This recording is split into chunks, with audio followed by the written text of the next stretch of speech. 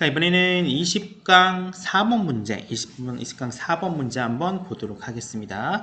자, 이번엔 제대로 된 빈칸 추론 문제가 나옵니다. 빈칸 추론 문제인데 하단부에 빈칸이 있습니다. 하단부에 빈칸이 있다는 얘기는 시간이 조금 걸릴 수도 있다는 얘기이기 때문에 조심스럽게 접근을 해야 됩니다. 첫 번째 문장 상당히 길죠? 가보도록 할게요.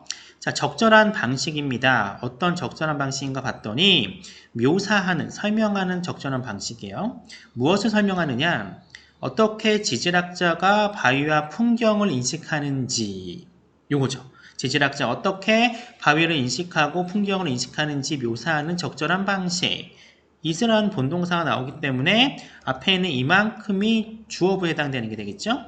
이러한 것들은 일종의 뭐다? 팔림페스트 하면 고대문산 종류긴 한데 이것에 대한 은유다라고 얘기를 해요. 즉 뒤에 나온 내용은 지질학자가 바위와 풍경을 바라보는 방식을 고대문서에 빗대서 설명하겠다라고 얘기를 하고 있는 거죠. 이 팔림페스트라는 게 뭔가 봤더니 일종의 용어랍니다. 어떤 용어가 또 설명이 들어가죠. 중세 학자들에 의해서 사용된 용어예요. 왜 중세학자가 이런 용어를 사용하게 되었느냐? 바로 양피지라는 걸 설명하기 위해서 이런 용어를 쓴 건데 이 양피지의 특징이 뭔가 봤더니 계속해서 수식이 이어지고 있어요. 이런 수식이 이루어지고 있습니다. 어떤 양피지예요? 한 번 이상 사용됐던 양피지입니다. 즉 재활용된 양피지라는 건데 자, 이와 동시에 어떻게 재활용이 되었느냐?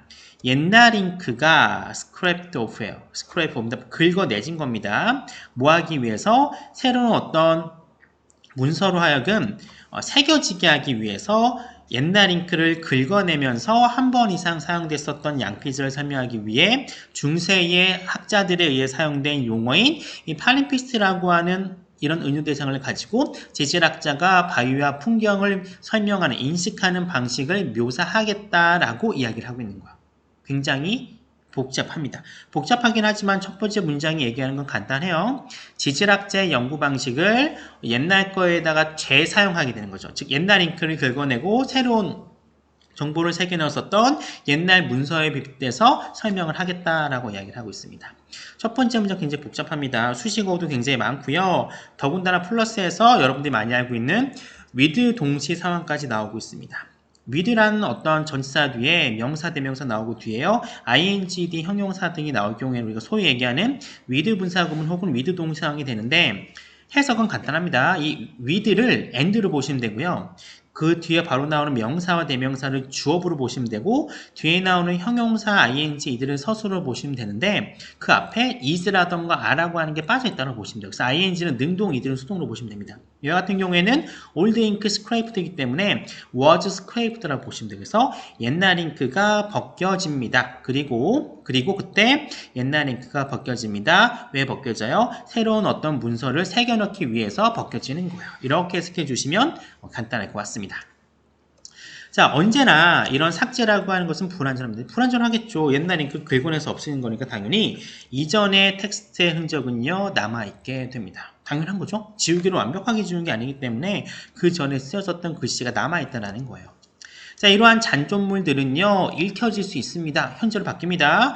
뭘 사용함으로써? 엑셀이라든가 다양한 조명 기술을 사용함으로써 읽혀지게 됩니다. 그리고 어떤 경우에는 이러한 잔존물들은요 유일한 소스가 되기도 합니다. 뭐에 대한 소스예요? 굉장히 오래된 문서의 소스가 되기도 해요.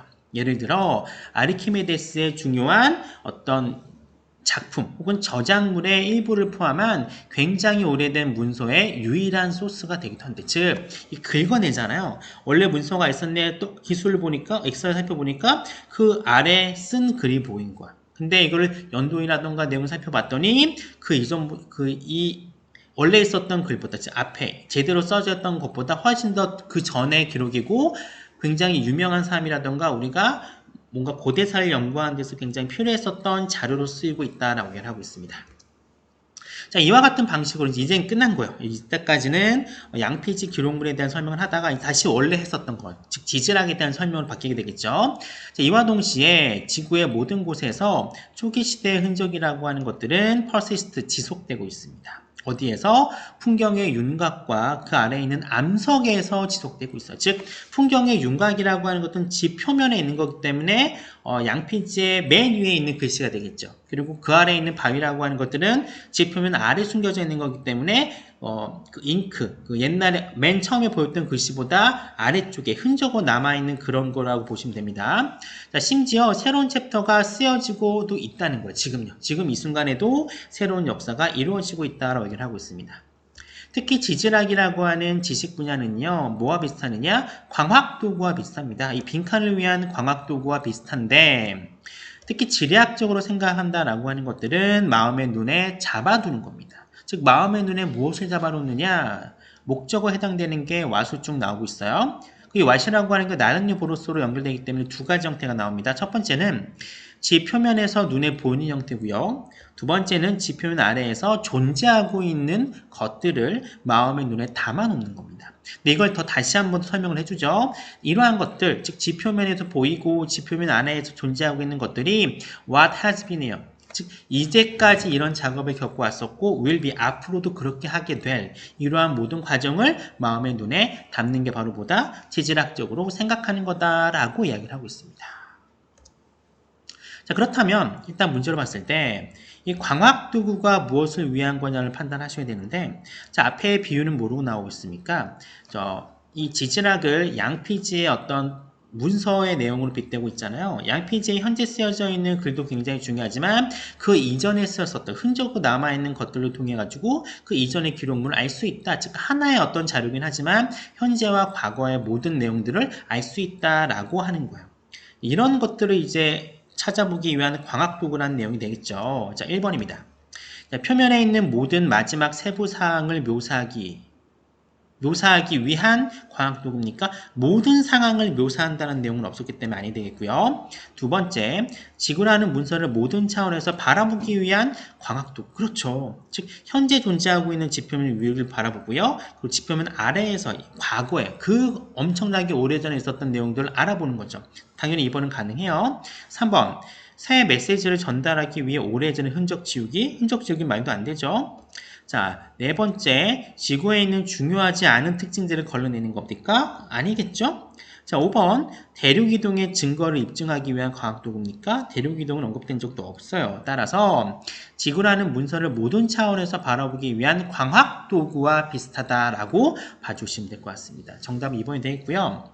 자, 20강의 4번을 보면 굉장히 새로운 내용입니다. 이 지질학을 고대 문서의 어떤 비유에서 나온 글이기 때문에 굉장히 괜찮아요. 그리고 단어라고 하는 것 자체는 이렇게 어려운 단어는 없긴 하지만 일단 문장이 길어요. 길고 수식도 굉장히 많은 구조이기 때문에 해석하기가 조금 어려웠습니다. 근데 내용 자체는 그렇게 어렵지 않기 때문에 별 3개짜리는 아니고 대신에 글의 순서라던가 문장 삽입 정도는 충분히 나올 수가 있기 때문에 여러분들 좀 주목해서 볼만한 지문이 될 것 같습니다.